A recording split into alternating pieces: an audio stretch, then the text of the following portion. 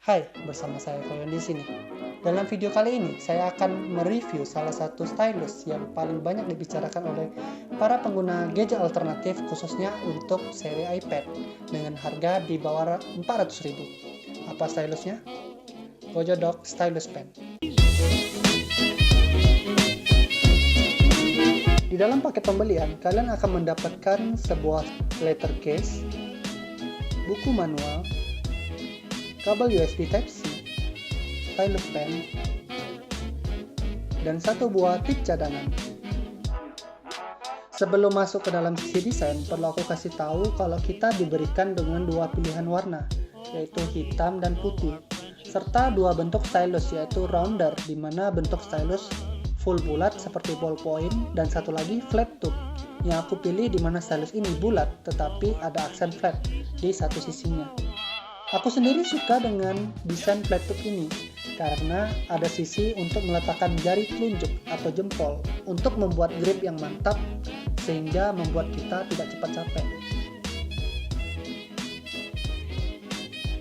Untuk bahan material yang digunakan adalah aluminium alloy dengan finishing hitam doff yang membuat stylus ini terlihat lumayan cakep dan tidak meninggalkan sidik jari. Bobotnya yang agak berat membuat stylus pen ini tidak terkesan ringkih, melainkan terasa kokoh dan kuat. Beralih ke bagian tip. Untuk ukuran tip sendiri tidak ada informasi berapa ukuran pastinya, tapi bahan yang digunakan di tip ini adalah pure copper atau tembaga yang sudah dipoles, yang diklaim memiliki durabilitas lebih baik dan ketika digunakan terasa lancar. Dan juga akan mengurangi kerusakan goresan oleh stylus di layar iPad kalian. Memasang tip stylus ini juga sangat gampang, seperti mengisi ulang tinta pena dengan cara diputar di bagian tip.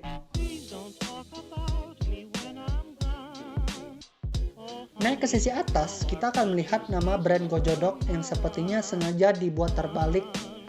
Lalu ada LED indikator, Type-C charging port, dan juga touch switch.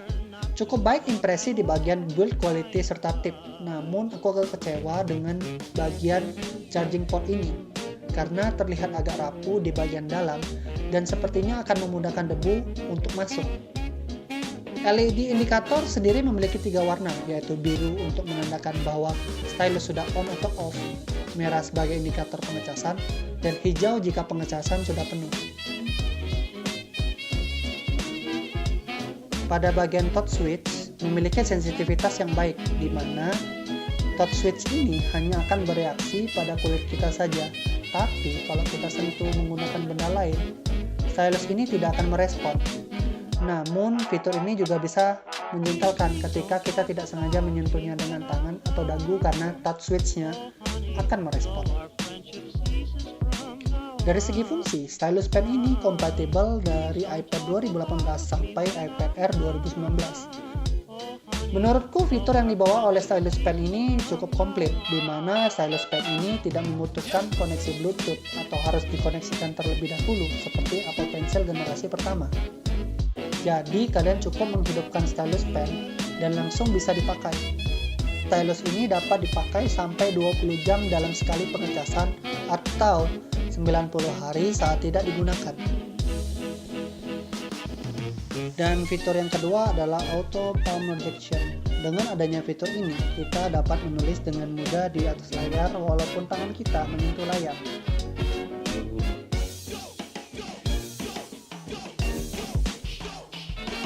Fitur yang ketiga adalah tilt function.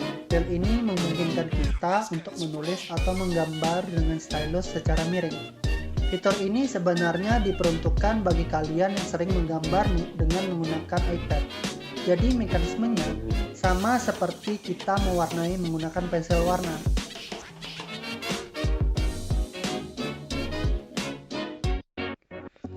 Dan fitur yang terakhir adalah no delay. Saat aku gunakan di aplikasi bawaan iPad seperti Notes, aku tidak menemukan delay ketika menggunakan stylus ini. Namun, di beberapa aplikasi yang aku tes seperti Notepad+, Nobu, Sketchbook, Word, aku merasakan stylus ini agak sedikit delay.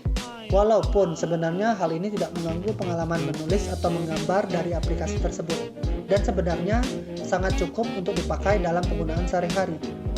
Tetapi bila dibandingkan dengan no delay di Notes, hal ini cukup disayangkan karena no delay-nya tidak menyeluruh di aplikasi yang aku gunakan.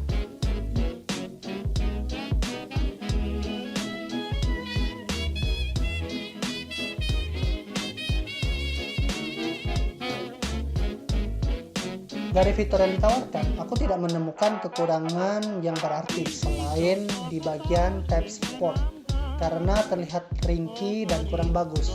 Semoga kedepannya Kojodok dapat memperbaiki hal ini dan juga mungkin menambah fitur seperti mini shortcut yang dimiliki oleh Apple Pencil generasi kedua.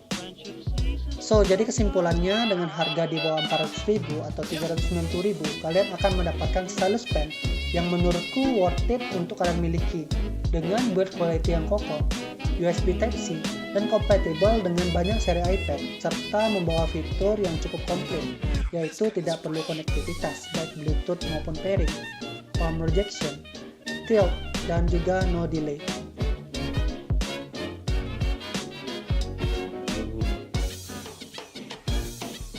So, itulah review dari Kojodok Stylus Pen.